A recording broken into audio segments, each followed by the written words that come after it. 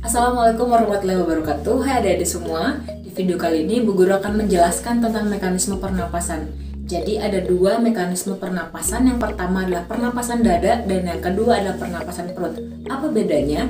Jadi kalau pernapasan dada itu adalah pernapasan yang membutuhkan bantuan otot antar tulang rusuk atau interkostal, sedangkan pernapasan perut adalah pernapasan yang membutuhkan bantuan dari otot diafragma. Bagaimana perbedaannya pada saat proses bernapas? Seperti yang sudah kita ketahui bahwa kalau bernapas itu melibatkan aktivitas menghirup atau inspirasi dan aktivitas menghembuskan atau mengeluarkan atau ekspirasi. Nah, yang pertama kita coba bahas tentang pernapasan dada. Jadi inspirasi pada pernapasan dada atau ketika menghirup udara, apa yang terjadi? Jadi pada tahap inspirasi, otot antar tulang rusuk kita berkontraksi dan kemudian menyebabkan volume rongga dada kita membesar. Nah, membesarnya volume rongga dada ini akan menyebabkan tekanan udara di dalamnya lebih kecil dibandingkan dengan di luar rongga dada itu. Akibatnya apa? Udara yang ada di luar tubuh akan masuk ke dalam rongga dada tersebut. Kemudian bagaimana dengan tahap ekspirasi?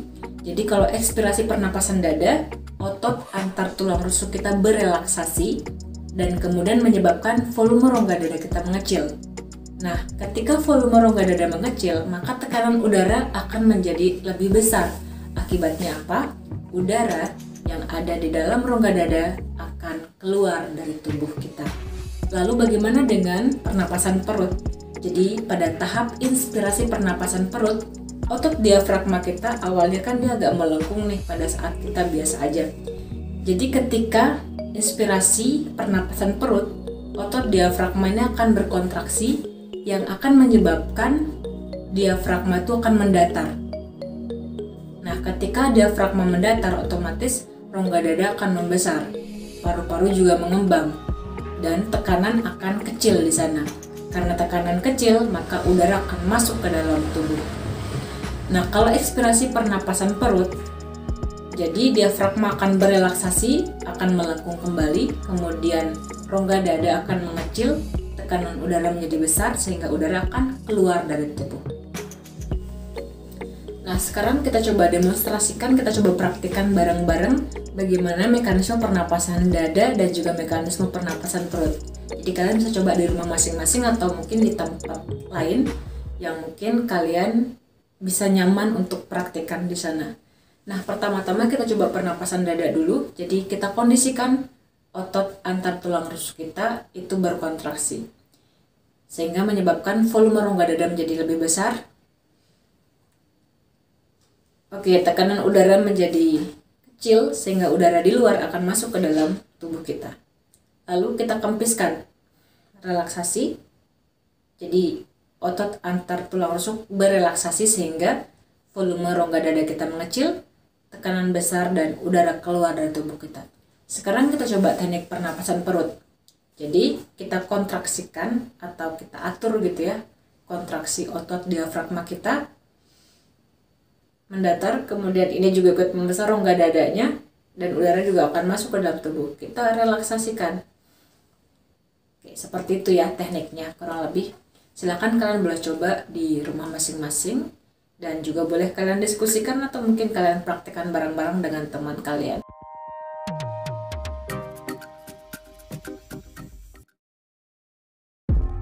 Sistem respirasi. Video ini bertujuan untuk membuat kita lebih memahami tentang proses bernapas. Pada manusia, organ utama yang berperan dalam respirasi terdapat di dalam rongga toraks atau rongga dada. Pada rongga toraks, kita menemukan adanya tulang rusuk dan juga diafragma. Di dalamnya ada paru-paru, di mana paru-paru kanan dibagi menjadi 3 lobus, yaitu lobus superior, lobus tengah, dan juga lobus inferior. Paru-paru kiri lebih kecil dibandingkan paru-paru kanan dan terdiri atas 2 lobus, yaitu lobus superior dan lobus inferior. Kedua paru-paru tersebut berada pada bronkus yang kemudian memanjang ke arah trakea. Trakea tersusun atas tulang rawan berbentuk huruf C. Di bagian atas trakea terdapat faring. Ketika kita bernapas, oksigen masuk melalui hidung, kemudian menuju faring, lalu ke laring, trakea, dan juga ke bronkus. Dari masing-masing bronkus, oksigen masuk ke dalam paru-paru. Di dalam paru-paru, bronkus bercabang menjadi bronkiolus. Oksigen bergerak dari bronkiolus dan mencapai alveolus yang dikelilingi oleh kapiler darah.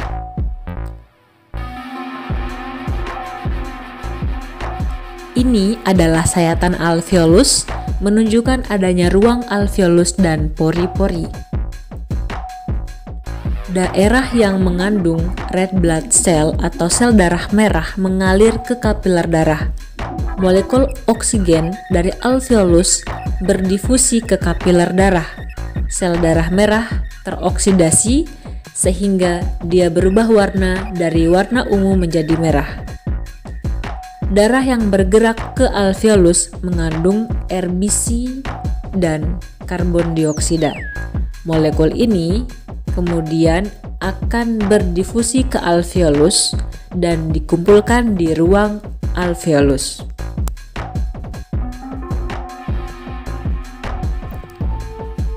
Dari alveolus, molekul CO2 tersebut akan bergerak menuju ke bronkiolus, lalu menuju ke daerah bronkus, dan akhirnya akan mencapai trakea, lalu ke hidung dan dikeluarkan dari dalam tubuh manusia.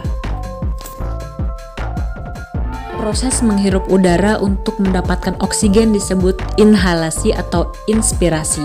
Setelah kontraksi otot diafragma, rongga dada akan membesar, tekanan di dalam rongga dada akan mengecil sehingga udara akan masuk ke dalam tubuh manusia. Ketika ekshalasi atau ekspirasi, diafragma terangkat sehingga tampak melengkung, kemudian rongga dada mengecil, tekanan membesar sehingga udara akan keluar dari tubuh. Inhalasi dan ekshalasi inilah yang disebut respirasi, terjadi 20 kali dalam 1 menit. Terima kasih banyak sudah menonton video Bu Guru, semoga bermanfaat dan sampai jumpa di next video. Sekian, assalamualaikum warahmatullahi wabarakatuh. Bye-bye.